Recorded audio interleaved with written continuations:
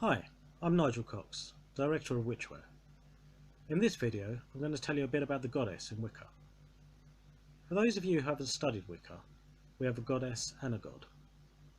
Here I'll give you a brief explanation of the Goddess in Wicca. As with any study, the more you study this subject, the deeper and more profound it becomes.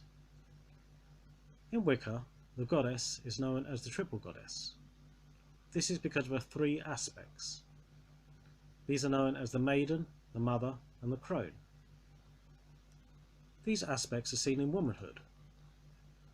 The Maiden is the young woman, unmarried and free.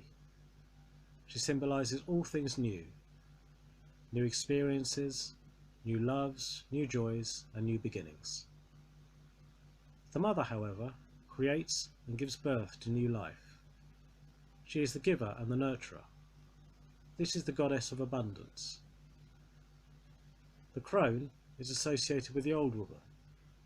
In the goddess, the Crone is associated with death and rebirth.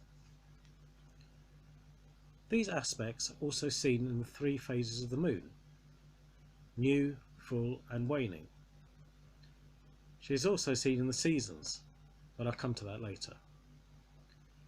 The moon starts off its cycle as the new moon. In the goddess, this is symbolised with the maiden.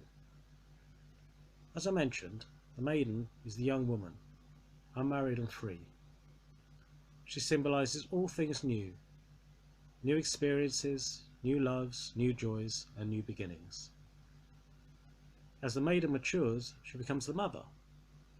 This is seen in the waxing moon. The new moon becomes the full moon.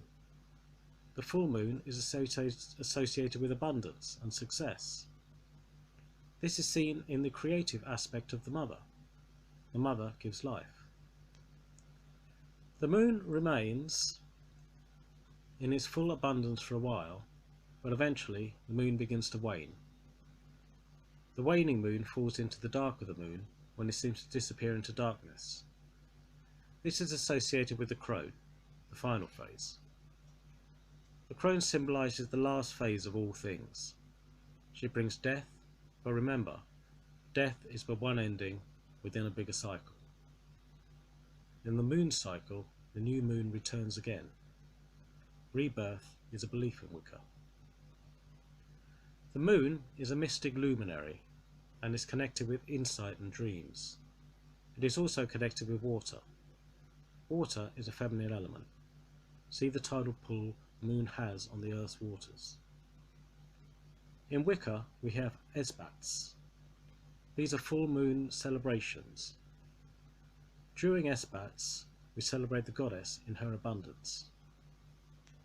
In spells, we can also use the energy of the moon in its specific phases. In the new moon, we can call on the maiden for help with spells for new starts, or for blessings for the newborn. In the full moon, we can call on the mother for spells for abundance, like spells for joy, for peace, for growth, or for success. In the waning and the dark of the moon, we can call on the crone for help, with spells for banishing. Banishing spells are useful to take away something that we find oppressive, like bullying. The triple goddess is also seen in the seasons. In the spring, the goddess is the maiden. She brings new growth and new beginnings. In summer and autumn, she is the mother, bringing fullness and abundance, as seen in the ripening of the fruits and in the harvest. In winter, she is the crone, bringing endings and darkness. So spells carried out particular seasonal and lunar phases can assist in their efficacy. So the goddess is transformative, from birth to growth to death and to rebirth. Everything is part of the same cycle. Well, thanks for watching. If this has sparked your interest in the Goddess in Wicca, then read my book, Witchcraft and the Old Religion, an Introduction, available here at Witchware.